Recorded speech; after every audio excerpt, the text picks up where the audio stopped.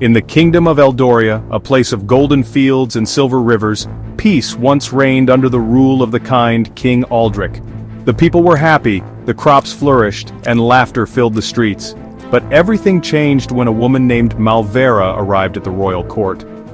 No one knew where she came from. She was beautiful, with raven-black hair and emerald-green eyes that shone like poison. But beneath her beauty was a heart as dark as a stormy night. She was a sorceress, skilled in dark magic, and she had only one goal: to rule Eldoria.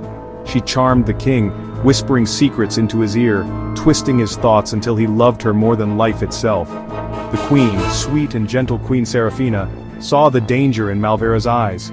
She warned the king, begged him to send the woman away, but Malvera was too powerful.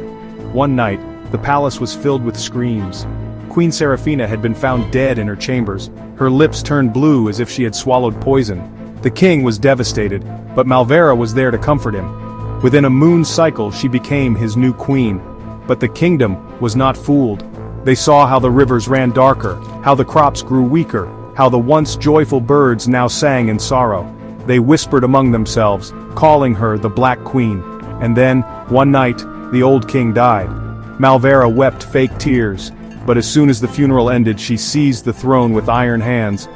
Her first act as queen, a terrible decree: all who speak against me shall perish. The kingdom shuddered. The age of terror had begun.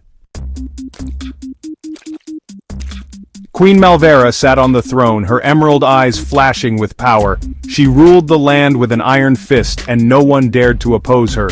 Her magic was dark and strong, and her heart colder than the darkest winter night. The people of Eldoria had once known kindness and hope.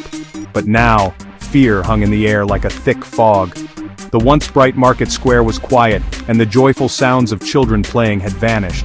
Malvera had turned Eldoria into a land of shadows. Anyone who dared to speak out against her would be punished.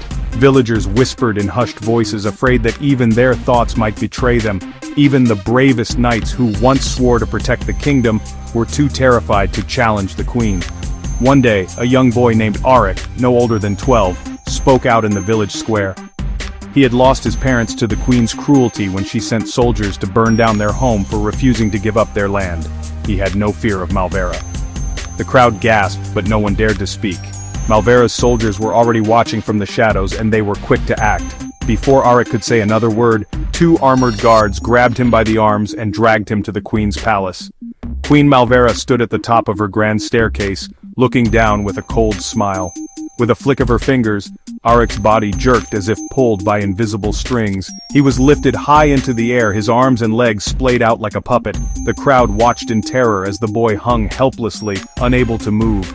Aric's heart raced as he struggled, but the queen's magic was too strong. With a final wave of her hand she dropped him to the ground. His body hit the stone hard, and he lay there, too weak to stand. The crowd remained silent, too afraid to move, but their hearts were filled with anger. They hated Malvera, but they didn't know how to stop her. The kingdom was in her grip, and it seemed like no one could escape her cruelty.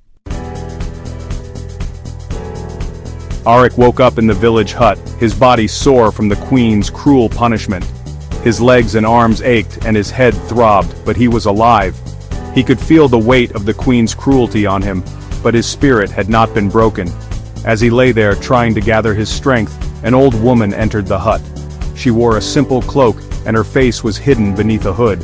Aric tried to sit up, but the pain was too much. With that, Aric and Elara set off on a dangerous journey to find the former advisor and learn how to destroy the crystal that kept Malvera's evil reign alive. The road ahead was uncertain, and the queen's spies were everywhere. But for the first time, Aric felt a glimmer of hope. Maybe, just maybe, the queen's cruelty could be defeated.